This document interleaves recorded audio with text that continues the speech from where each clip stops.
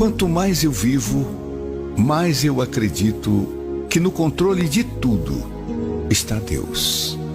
Que os dias difíceis passam e que por trás de cada batalha há um milagre sendo gerado e um sonho sendo construído para nós.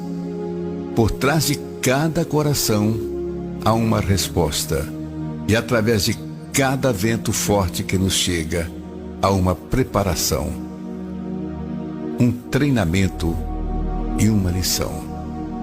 Nada é em vão no Senhor, e eu creio que o tempo dele chega para todos nós.